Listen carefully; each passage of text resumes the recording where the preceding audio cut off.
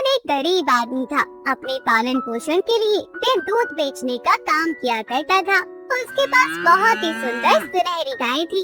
वो गाय बहुत अच्छा दूध देती थी, लेकिन कोई भी मोहन के हाथ का दूध लेने को तैयार नहीं था, क्योंकि मोहन एक नीची जाति से था। उस गांव में हर कोई मोहन से भेदभाव किया करता था। ऐसे ही सुबह सुबह मोहन अपने गांव के कुछ लोगों के घर जाकर उनका दरवाजा बजाते हुए कहता है, अरे दूध ले लो, बहुत बढ़िया दूध दिया है हमारी गाय ने। ऐसा दूध है कि पीकर सारे रोग खत्म हो जाएंगे आपके। एक बार हमारा दूध पीकर तो देखें।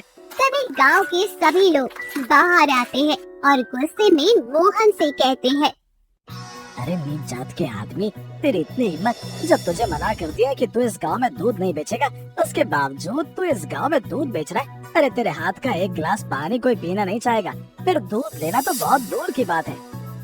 मालिक, आप ही बताओ ना कि मैं अपना पालन पोषण कैसे करूं? भगवान ने मुझे आपकी तरह ही बनाकर भेजा है। भगवान ने किसी की जात बनाकर इस दुनिया में नहीं भेजा है। जात तो आप जैसे मामूली इंसान ने बनाई है, फिर आप लोग भेदभाव करने वाले होते कौन हैं, जब भगवान ने सभी को एक समान इस दुनिया में भेजा है। अच्छा, तो तेरी जबान चलने लग गई है। अरे ये मत भूल कि हम यहाँ पर सारे ऊंची जाति के लोग हैं। तुम जैसे नीच जात के लोगों को बोलने का कोई अधिकार नहीं है, फिर तू हमारे बीच खड़ा होकर बात कर रहा है। अरे आपको नहीं लेना है दूध मत लो, लेकिन इस तरह से ऊंची जाति नीची जाति मत करो। गांव के लोगों को बहुत गुस्सा आता है और वे जल्दी से मोहन की पूरी तरह से पिटाई कर देते हैं और सारा दूध जमीन पर गिरा देते हैं। यह सब देखकर मोहन बहुत बुरी तरह से रोता है।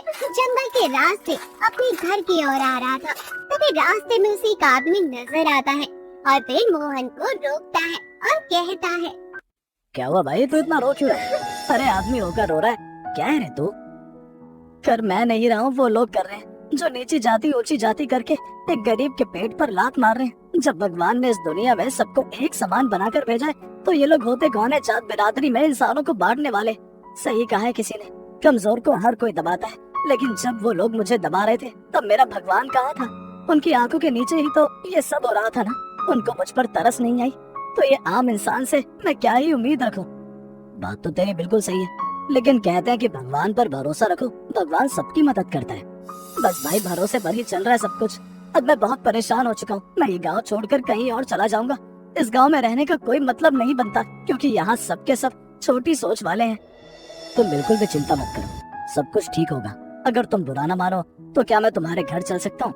मेरा मतलब है कि मुझे माखन खाना दूध पीना बहुत पसंद है, और अगर तुम मुझे अपने घर का माखन और दूध पिला सकते हो तो मेरे लिए बहुत अच्छा हो जाएगा।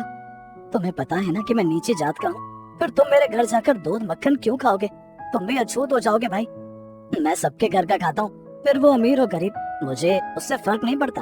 ये जात बिरादरी तो इंसानों ने बनाई है, मैं सिर्फ अपनी बनाई हुई चीजों पर विश्वास करता हूँ। मोहन उस आदमी की बात को समझ नहीं पाता है। दरअसल ये आदमी और कोई नहीं बल्कि श्री कृष्ण भगवान जी थे। मोहन अनजाने में ही भगवान जी को अपने घर लेकर आ जाता है, जहाँ मोहन कृष्ण भगवान को माखन और खूब सारा दूध देता है। कृष्ण भगवान बड़े ही चाव से मक्खन और दूध खाते हैं। कृष्ण जी एक आम आदमी की तरह मोहन के घर में थे और मोहन से कहते हैं, अरे वाह, सच में तुम्हारी गाय तो बहुत अच्छा दूध देती है, और इसका दूध इतना ज्यादा स्वादिष्ट है कि इस दूध का बना हुआ माखन भी बहुत बढ़िया है। कोई बात नहीं, किसी को तो मेरी गाय का दूध और माखन पसंद आया। बहुत खुशी हुई मुझे तुम्हारे मुंह से ये बातें सुनकर। खैर अब तुम आराम करो, थोड़ी देर में तुम्हारे लिए खाना बनवा कर भिजवाता हूँ। ऐसे ही कुछ दिन मोहन अपने घर में उस आदमी को रख लेता है। ऐसे ही अब उस गांव में एक भयंकर बीमारी फैल जाती है, जिसमें गांव के सभी व्यक्ति बीमार पड़ रहे थे। सबका शरीर पीला पड़ रहा था। बड़े बड़े डॉक्टर भी इस बीमारी का इलाज ढूंढ नहीं पा रहे थे। ये सब देखकर मोहन भी बहुत परेशान हो जाता है और मोहन उस आदमी से कहता है, अरे न जाने कौन सी बीमारी गांव में फैल गई है, हर कोई बीमार पड़ रहा है। मैं तो कहता हूँ भाई कि तुम कुछ दिन तक यहीं रहो, बाहर जाने की कोई जरूरत नहीं है, तुम भी बीमार पड़ जाओगे वरना। सच बताऊं तो मेरी तबीयत थोड़ी खराब लग रही है, समझ में नहीं आ रहा कि मुझे क्या हो गया। अरे भाई एक काम करो, मेरे साथ तुम डॉक्टर के पास चलो, एक बार तुम्हें दिखा लेता हूँ। जब ठीक हो जाओगे ना, उसके बाद तुम अपने घर चले जाना।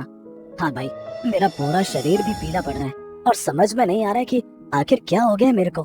अरे भाई एक काम करो ना, तुम मुझे अपनी गाय का ताजा ताजा दूध निकाल कर पिला दो। मेरा दूध पीने का बहुत मन कर रहा है। मोहन उस आदमी को अपने घर के बाहर ले आता है और उसके सामने ही अपनी गाय का दूध निकालने लगता है और उसे पीने के लिए दूध देता है। दूध को पीते हुए आदमी ठीक हो जाता है, उसका शरीर पहले की तरह हो जाता है और वे आदमी खुशी से मोहन से कहता है, अरे वाह मोहन, तुम्हारी गाय तो चमत्कारी है। इसका दूध पीकर मेरी तबीयत एकदम से ठीक हो गई। मेरा पूरा शरीर पहले की तरह हो गया।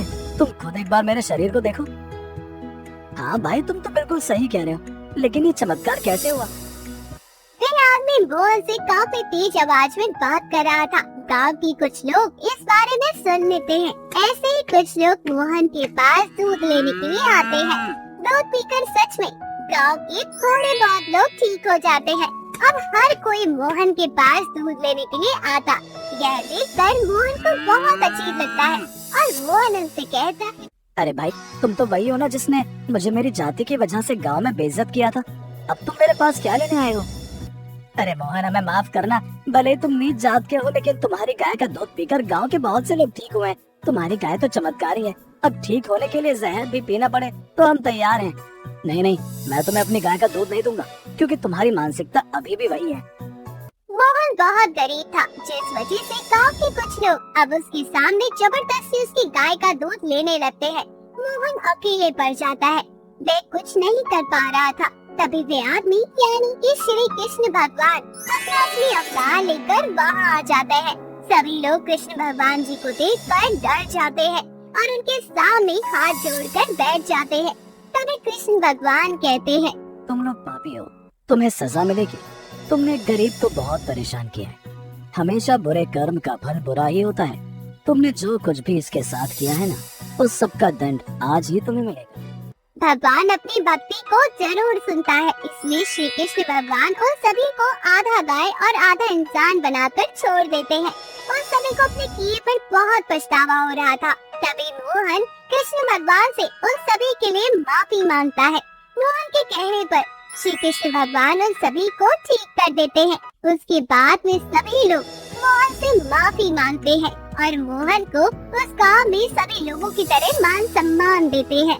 आशा अपने रिश्तेदारों की बात मानकर अपने तीनों बेटों की शादी गांव की लड़की से करवा तो देती है, पर जब आशा अपनी तीनों बहू दिया,